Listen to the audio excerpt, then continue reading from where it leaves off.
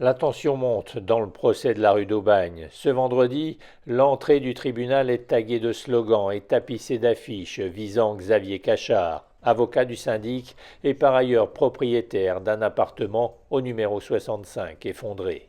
Depuis le 7 novembre, il est jugé pour homicide involontaire et soumission de personnes vulnérables à des conditions d'hébergement indignes.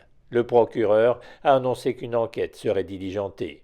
Insulté, Xavier Cachard a tenu à faire une déclaration devant le tribunal. Je ne suis pas le monstre sans âme décrit par la presse. J'ai dû être maladroit dans mes propos. J'ai de la compassion pour les victimes. Mes meilleurs amis sont Lexomil et Xanax.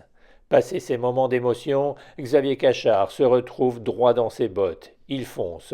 Le président le questionne. Pourquoi avez-vous rejeté les travaux de purge et restructuration des façades avant et arrière de l'immeuble lors de l'Assemblée générale de la CoPro en 2013?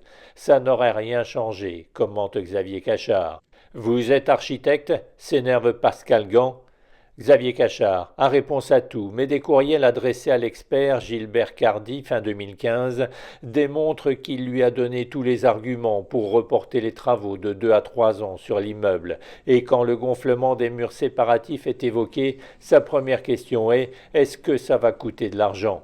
Il reconnaît que l'expression est maladroite, mais toujours pas de mea culpa. Deux experts qui ont agi à des degrés divers avant l'effondrement sont ensuite appelés à la barre. Gilles Bagny est mandaté par le tribunal administratif pour un trou dans le plancher du premier étage côté rue du 65.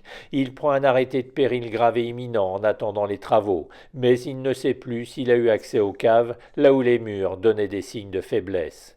Les experts Benigni et Bertoli ont aussi une mémoire défaillante. Ils contestent avoir eu l'arrêté de péril entre les mains, même si l'un d'entre eux en fait part dans un courrier. J'ai pu oublier, je ne me rappelle plus.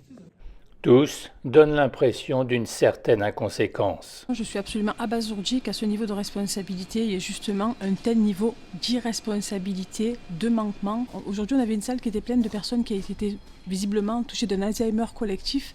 Quand j'entends que ces personnes ne se sont pas préparées, n'ont pas relu leurs notes, n'ont pas fouillé dans leur mémoire pour venir établir la vérité, en tout cas témoigner pour la manifestation de la vérité, pour apaiser les cœurs de ces familles et pour faire en sorte que plus jamais ça se reproduise, il y a encore une fois un niveau d'incompréhension mais aussi un niveau de colère.